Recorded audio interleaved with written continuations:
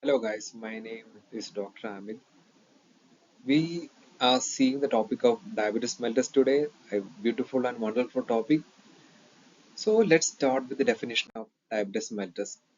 Diabetes mellitus is a group of common metabolic disorder that share the phenotype of hyperglycemia.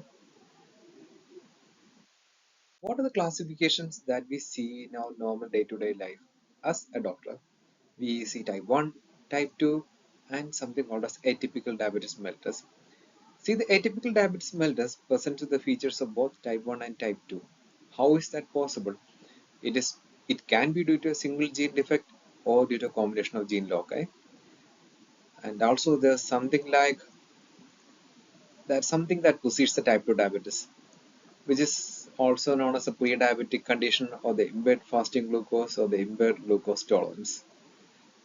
What other types we can see is MODY, that is the maturity onset diabetes of young. What is MODY? The maturity onset diabetes of young is actually an autosomal dominant inherited disorder that is characterized by an impaired insulin secretion, which occurs most commonly in less than 25 years but can occur in neonatal period also. How we can find this is that there will be evidence of early onset diabetes or the macrovascular complication in family in between second and third generation. What are the common genes affected? It will be HNA-F1A, HNA-F4, GCK-MODY, HNF1B MODY. It is written in an order from the severity of disease, from mild to severe. How we can treat this? Since they have an impaired insulin secretion, we need to make sure they have a good insulin in our body. We can increase insulin by giving sulfonylureas, or just we can give them insulin. Next topic will be gestational diabetes, which means there will be glucose intolerance in the second and third trimester of in pregnancy, caused due to the insulin resistance, the cause of which is not actually known. The exact explanation is not actually found till now. And most women with GDM can revert back to normal, but they do have a 35 to 60% risk of developing diabetes mellitus in the next 10 to 20 years.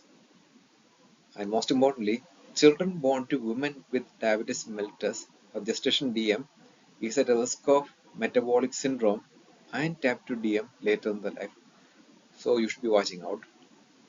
Women with a history of GDM should undergo a lifelong screening of DM or prediabetes at least every 3 years.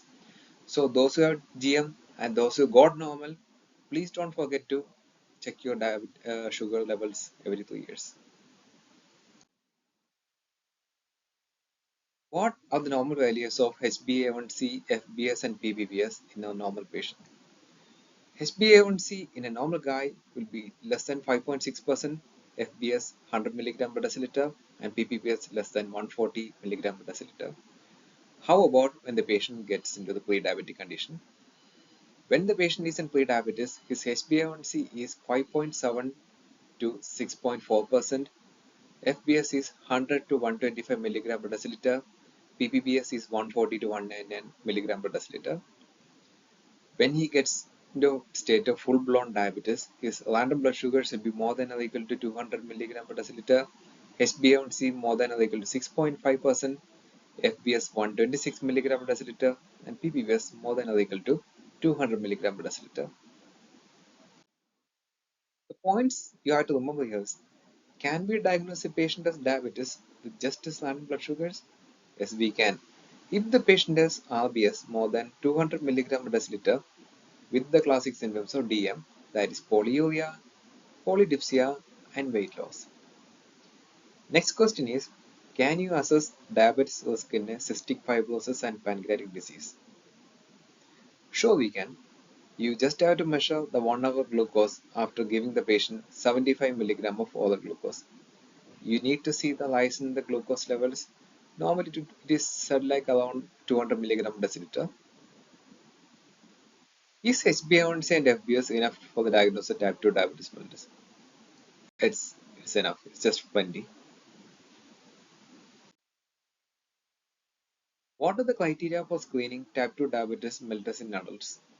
Harrison says if the patient is overweight or obese with a BMI of more than or equal to 25 kg per centimeter square or more than or equal to 23 kg per centimeter square plus one of those factors, which I have given, which I have made like point number A, physical inactivity, B, hypertension, that is BP more than 130 or 80, C, history of cardiovascular diseases, D, dyslipidemia, HDL less than 35 mg deciliter, or the triglyceride levels more than 250 mg deciliter.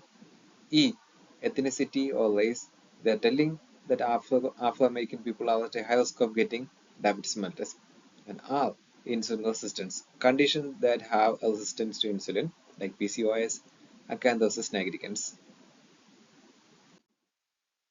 Along with that, there are some other criteria like if the impaired fasting glucose or the impaired glucose intolerance with the HbA1c 5.7 to 6.5%, they should be screened annually. GDM, just like I said before, screened every 3 years. Individuals and risk, that means if the family members, the parents, siblings have diabetes mellitus, then they should start testing from the age of 35 years or before and repeat every 3 years. If the patient is on HIV meds, antipsychotics, or glucocorticoids, history of pancreatitis should be screened every 3 to 6 months because pancreas is the one that is producing insulin. Cystic fibrosis patients should start screening from the age of 10 years and also after organ transplant.